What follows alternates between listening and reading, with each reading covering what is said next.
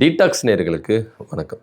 முதலமைச்சர் விஜய் அவர்கள் பொறுப்பேற்று வந்து தனக்கு யாரெல்லாம் ஹெல்ப் பண்ணாங்களோ, உதவியாக இருந்தாங்களோ, அவங்களுக்கு எல்லாருக்குமே கவர்மெண்ட் போஸ்டிங் அப்படின்றத கொடுத்துருக்குறாங்க. அதாவது விஜய் அவர்கள் முதலமைச்சராக பொறுப்பெடுக்கும்போது சொன்னார், மக்களுடைய வரிப்பணத்தை நான் எடுத்துக்க மாட்டேன், எனக்கு வேண்டாம்ப்பா, மக்களுடைய பணம் எனக்கு தயவு செய்து வேண்டாம். எனக்கு ஆண்டவன் நிறைய கொடுத்துருக்கான், மக்களே நிறைய கொடுத்துருக்குறாங்க, நான் கோடி கோடியாக வச்சு சம்பாரிச்சிருக்கிறேன், எனக்கு வேண்டாம், நான் மக்கள் பணத்தில் எடுத்துக்க மாட்டேன், நான் மக்கள் பணத்தை அபகரிக்க மாட்டேன், மக்கள் பணத்தை வீண் விரைய செய்ய மாட்டேன் அப்படின்னு சொல்லிட்டு ரொம்ப ஹார்ட் டச்சிங்காக என்ன பண்ணார் நம்ம முதலமைச்சர் விஜய் அவர்கள் என்ன பண்ணார், பேசினார் பதவியேற்பு விழா முடிஞ்ச உடனே. இதனால் பல பேர் என்ன பண்ணாங்க, ச்சே எப்பேற்பட்ட ஒரு முதலமைச்சரில் மக்களுடைய பணத்தெல்லாம் வேண்டான்றாரு, மக்களுடைய வரி பணத்தெல்லாம் நான் வீணடிக்க மாட்டேன் அப்படின்னு சொல்கிறாரு, எப்பேற்பட்ட ஒரு முதலமைச்சர். இதுக்கு முன்னாடி இந்த முதலமைச்சர்கள்லாம் அப்படி பண்ணியிருக்கிறாங்களா அப்படின்னா பண்ணதே கிடையாது அப்படின்னு எடுத்துக்கிட்டாலும், இதுவரைக்கும் முன்னாள் முதலமைச்சர்களாக இருந்த பல பேர் செய்யாததை நம்ம விஜய் அவர்கள் செஞ்சிருக்கிறார். தனக்கு வேண்டியப்பட்டவர்களை, தனக்கு உதவி செய்தவர்களை, தனக்கு நிழலாக நின்றவங்களை எல்லாருக்குமே அரசு பதவியை வாரி வாரி அழைக்கிறார். இவங்களுக்கு மாதம் மாதம் சம்பளம் போகலை. இப்போ நீங்கள் ஒரு கவர்மெண்ட் ஸ்டாஃப் அப்படின்னா கவர்மெண்ட் சைட்லேருந்து மாதம் மாதம் உங்களுக்கு சம்பளம் போகும். அது யார் பணன்றீங்க?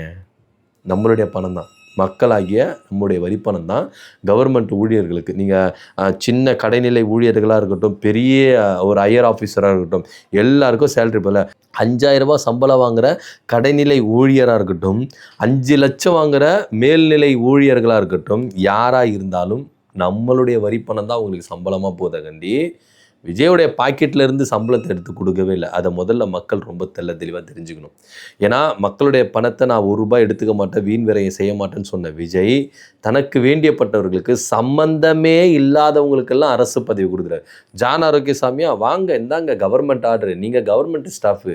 ஜோசியரா வாங்க, நீங்கள் கவர்மெண்ட் ஸ்டாஃபு, இந்தாங்க அப்படின்னு வச்சுருக்காரு. நீ என் ஃப்ரெண்டுப்பா, வாப்பா, உனக்கு நான் தரம்பா அப்படின்னு சொல்லிட்டு இஷ்டத்து கொடுக்குறாரு. இப்படி எல்லாருக்குமே வாரி வாரி வாரி வாரி கட்சி பிரதிநிதிகள் இல்லை, இவங்க விஜய்க்கு பின்னாடி இருந்து வேலை செஞ்சவங்க, இவங்களுக்கு எல்லாருக்குமே என்ன பண்ணுறாரு, இப்போ கவர்மெண்ட் போஸ்டிங்கை போட்டு அள்ளி தள்ளுறாரு. அதுக்கப்புறம் ரூட் அமைப்பு ஜெகதீஸ்வரனா என் மேனேஜராக வாங்க, நீங்கள் எதுக்கு சும்மா இருக்கீங்க, என் தனிச்சையில் எல்லாரும் நீ தான்ப்பா அப்படின்னு சொல்லிட்டு என்ன பண்ணுறாரு, போஸ்டிங் கொடுக்குறாரு. எல்லாருக்குமே போஸ்டிங். சரி, இதோட ஸ்டாப் பண்ணிடுவார் அப்படின்னு தான் பார்த்தா, ஜனநாயகன் படத்தை எடுத்துகிட்டு பெரும் லாஸில் இருக்கிறார். ஸோ அந்த லாஸில் அவர்கள் இருக்கிறவருக்கு இவருக்கு இந்த பதவியை கொடுக்கணும். அவருக்கு அந்த நான் திரும்பி படம் நடிக்க மாட்டேன், ஒருவேளை நான் படம் நடிச்சிருந்தேன்னா கூட அந்த படத்தை அந்த ஜனநாயகன் படம் ரிலீஸ் ஆனதுக்கு அது திருட்டுத்தனமாக ரிலீஸ் பண்ணாங்களே, அந்த ரிலீஸ் ஆனதில் அவருக்கு பெரிய லாஸ் ஆயிடுச்சு. அதனால் அவருக்கு நான் என்ன பண்ணுவேன், இன்னொரு படம் நடித்து கொடுத்து, ஒரு படம் இல்லை 2 படம் கூட நடித்து கொடுத்து அந்த இழப்பீடை நான் என்ன பண்ணுவேன், சரி கட்டிடுவேன். ஆனால் இப்போ என்னால் படம் நடிக்க முடியாதே, நான் அரசியலுக்கு வந்துட்டேனே, முதலமைச்சர் ஆகிட்டேனே, இதுக்கப்புறம் எப்படி நான் படம் நடித்து அவருடைய இழப்பீடை நான் சரி செய்வேன், அதனால் என்னால் படம் நடிக்க முடியாது. அதனால் நீங்கள் என்ன பண்ணுங்கள், கவர்மெண்ட்டு பதவிக்கு வந்துடுங்களேன், அரசாங்க பதவிக்கு வந்துட்டா இந்த இழப்பீடு நீங்கள் அதில் இது பண்ணிக்கலாம், உங்களுக்கு நான் ஒரு நன்றி விசுவாசமாக இருக்கேன், நீங்கள் எனக்கு பண்ணதுக்கு நான் உங்களுக்கு கைமாறா பண்ணிடுறேன், வந்துருங்களேன். என்கிட்ட தான் இப்போ தமிழ்நாடே இருக்குதே, நான் தானே முதலமைச்சர், நான் என்ன வேணால் பண்ணலாம், என்ன வேணால் செய்யலாம், உங்களுக்கு நான் பதவி தரேன் வாங்க அப்படின்னு சொல்லிட்டு கேவிஎன் ப்ரொடக்ஷனுடைய தயாரிப்பாளர் வெங்கட நாராயணன் இருக்கிறார்ல, இவருக்கு டெல்லியின் சிறப்பு பிரதிநிதி பதவியை வாரி வழங்கியிருக்கிறாரு நம்ம முதலமைச்சர் விஜய் அவர்கள். சம்பந்தமே இல்லாமல் கர்நாடக மாநிலத்தை சேர்ந்தவருங்க அவர். கர்நாடக மாநிலத்தில் சேர்ந்தவருக்கு தமிழ்நாடு டெல்லி சிறப்பு நிதி பதவி. எந்த அளவுக்கு சூப்பராக இருக்கிறார் பாருங்க நம்ம முதலமைச்சர் விஜய் அவர்கள்.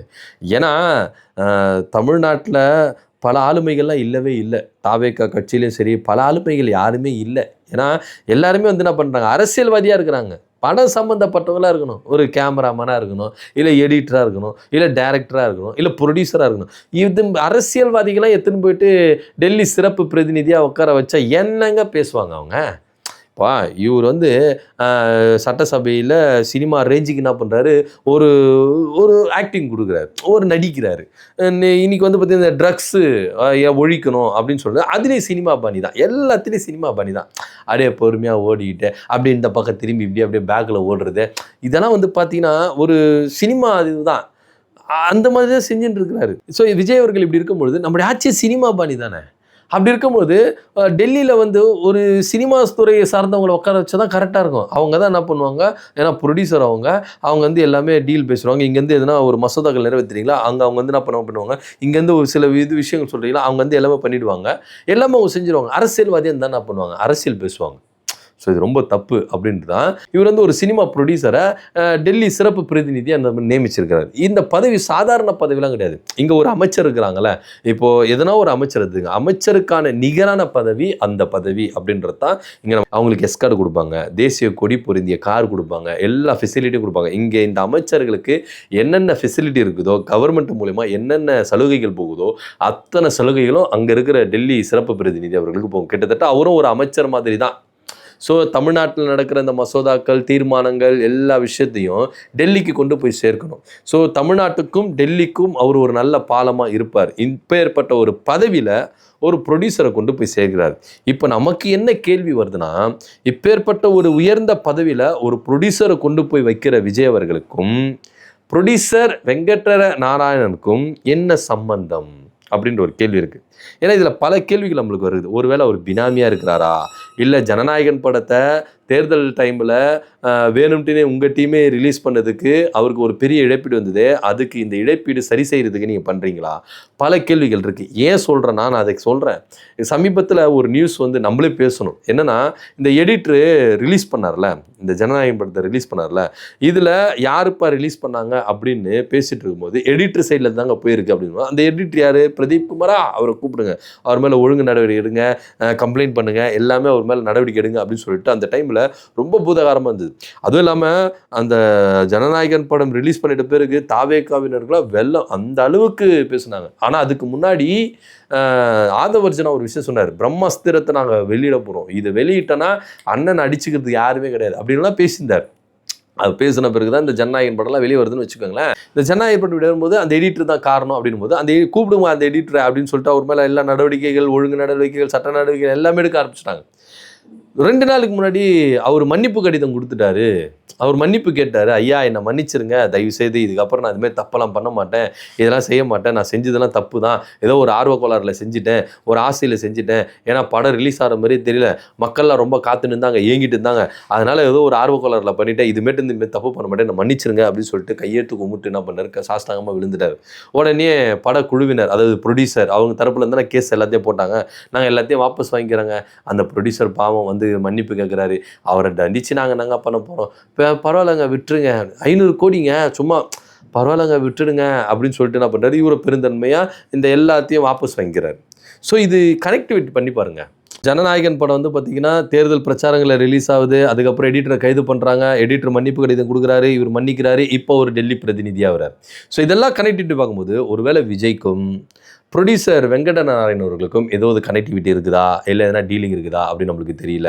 ஏன்னா இன்னைக்கு இது வந்து பெரிய ஒரு சர்ச்சையாகவும் இருக்குது. அதிமுகலாம் கடுமையான கண்டனங்களை தெரிவிச்சிருக்கிறாங்க. ஏன்னா இது வந்து ஒரு பெரிய சர்ச்சையாக இருக்குது. அதிமுகவினர் மத்தியில் நிறைய கண்டனங்கள் தெரிவிச்சிருக்காங்க. கர்நாடகாவை சேர்ந்த ஒரு ப்ரொடியூசருக்கு டெல்லி சிறப்பு பிரதிநிதி உயர பதவி வந்து கொடுத்துருக்கிறாரு. இது ஏன் எதுக்கு அப்படின்றது ரொம்ப தீவிரமாக விசாரிக்கணும் அப்படின்னு சொல்லிட்டு தான் அதிமுக கண்டனம் தெரிவிச்சது. எப்படியா இருந்தாலும் விஜய்க்கு நெருக்கமானவங்களுக்கு எல்லாருக்குமே அடுத்தடுத்து கவர்மெண்ட் பதவி இருக்குதுப்பா, அதுல எந்த மாற்று கருத்து இல்லை அப்படின்னு தான் சொல்லப்படுது. ஸோ விஜய் அவர்கள் வெங்கட நாராயணன் அவர்களுக்கு இந்த உயர பதவியை கொடுத்ததை பற்றி நீங்கள் என்ன நினைக்கிறீங்க, கமெண்ட் பண்ணுங்கள். நன்றி, வணக்கம்.